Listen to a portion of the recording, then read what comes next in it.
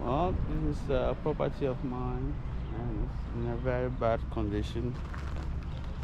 12 years of me not being in Ghana, this is what I get. I cannot afford to even show you the pictures or the video of how the inside is being kept. So kick them out, maintain, maybe use it as Airbnb or something, make it high end renter. Guys, welcome back to my channel and take a drive with me to Amahim. Some of you don't know where Amahim is off Dodowa Road. It's between Adent and Dodowa. I think you go from Oshie, Amamfrom, and then Amahim, Oyebi, and thereafter. Recently, this is the most popular area for people who are looking to buy land or buy houses. Even real estate developers have all head in this direction. You'll see signboards along the way, all the way to Amazon and more. So take a drive with me. So this is Dodo Road. We are heading to Amahia.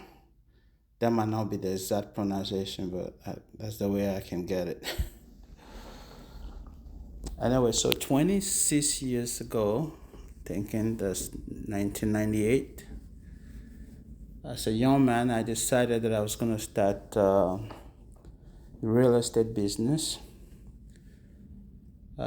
Don't be fooled by the kiosks and the little houses you're seeing around the road. All around this whole area is all big houses all the way to Dodowa. But 26 years ago, you will not see a building like that. It's all trees and bushes.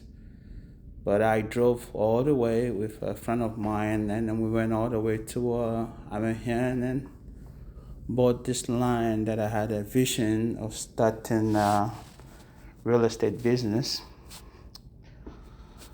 When we get there, all the houses you'll be looking at between 1998 and 2002, about 5 years period, we bought all the houses. Yes, I bought that house. I built those houses before I bought my main residence.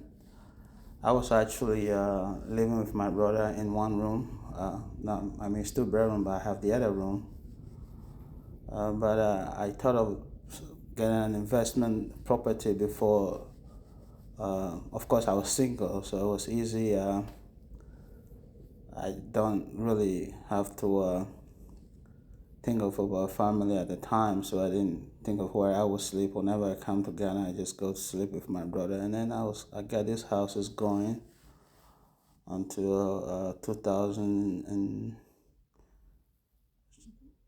2001, 2002. That's when I bought my own house, but I've had these properties for the last 25, 26 years.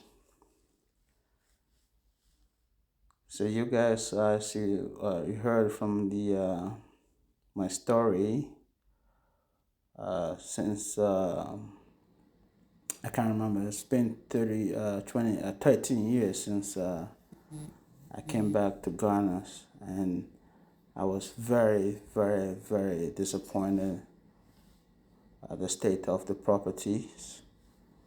As you know, I don't think anybody really makes money being a landlord. In my case, I didn't take any, what is that called, advance payment. I thought at the time that I was doing the American style where the person put 1 month rent down and then move in. And I thought that was being kind, so that's all I did. And I never actually charged the going rate. I thought I was just being kind to my fellow humans. So I have people lived in there. My first tenant apparently was a professor, and then the next one a lecturer, and it goes on and on. All these people are professionals, but I can tell you this: they never ever pay rent on time. And in my next videos, I'll be talking about how difficult it is in Ghana to really evict a tenant. I find that a hard way. I thought I could just use my connection and then maybe use the police to keep people out, but it wasn't easy. I finally have to go through rent control, which is something I plan on talking on once I get to my next video. For people who want to know, it's not easy being a landlord in Ghana. And the fact that you own a house doesn't officially make you a landlord. You have to register your building with rent control. They have to help you write the rent agreement. You have to file that rent agreement with the high court or with the magistrate. I'm not sure, but I have somebody do it for me. With a seal, Ghana seal on the rent agreement, signed by the tenants, and then submitted to them, and then you have to get something called rent card. If you go through all this process, it's easier to collect your rent or evict somebody should they fail to pay rent or abuse your property. What I seen when I was in Ghana was horrible. The insides of these buildings are some of the tenants are neat and are keeping the building clean, but half of them are just living very, very, I don't know how to describe it, but nobody would like their property treated that way. And they're really not paying enough, really, to do other things I would have loved to do for these properties. But it's really, really a tough thing being a tenant, a landlord in Ghana. And apparently the best way is to collect multiple years rent. Then you can really use the money for something, but that's really keeping majority of people out of the rental property, because not a lot of people can come out of 2 to 3 years to rent a rent payment in advance. So, well, it's sad, but that's the reality of being a landlord in Ghana. Yes, for the privacy of this tenant and respect for them, I don't want to go too close to the building and maybe show the addresses and their faces, but as you can see, each building you're looking at is 3 bedrooms from the left to your right, and I think the last one is 2 bedroom self-contained, and I had a bigger plans, but currently this is the state of the buildings, and I plan on changing things, but first I have to get people out and adapt a different system altogether as I continue to develop this land, as I grow older and start thinking about retirement.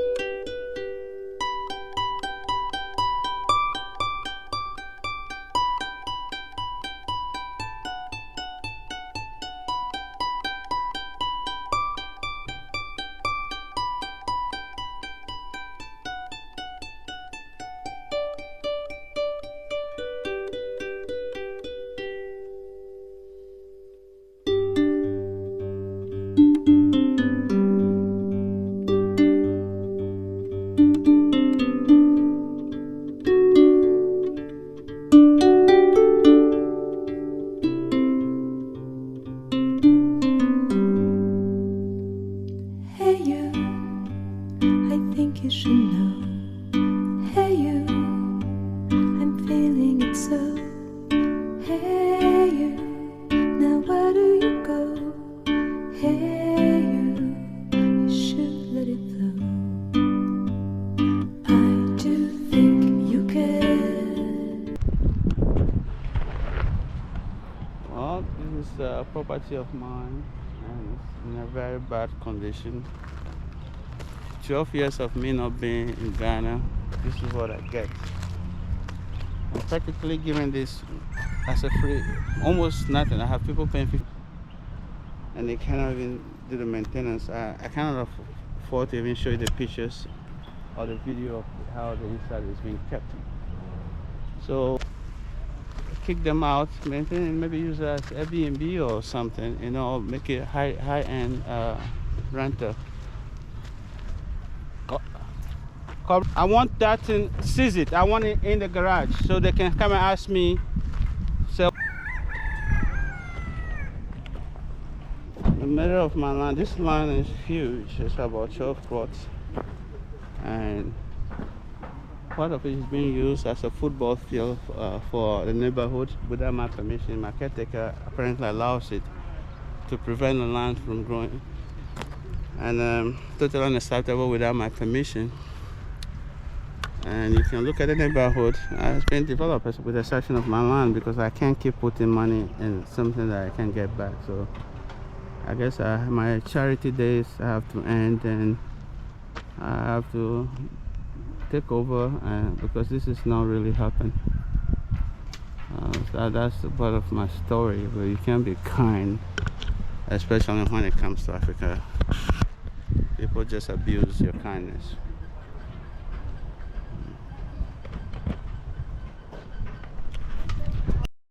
So before you say, oh, it's your property, you have to maintain it.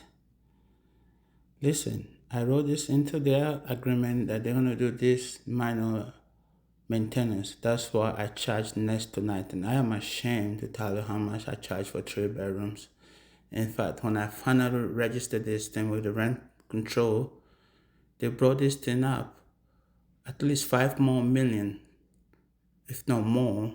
They said I was under charging because before they register your building, they have to come out and evaluate the buildings and see the structure, the conditions, and the government decide how much you can charge for the rent. And they told me I was way undercharging and that I have a right to back rent. Believe it or not, this is coming from the government. So the idea is when I give these things out so cheap, people will use the difference to maintain the building. Not only are they not maintaining the buildings, they're ruining it in every way you can see. And they're never paying rent on time. So think about it. No investment, no business works that way. So like I said earlier, I just have to change and maybe start behaving like everybody else and take the right money and then maintain my own property. So that's the story. I learned my lesson. Hopefully you who are watching are learning from it. Subscribe, like, and share. Thank you.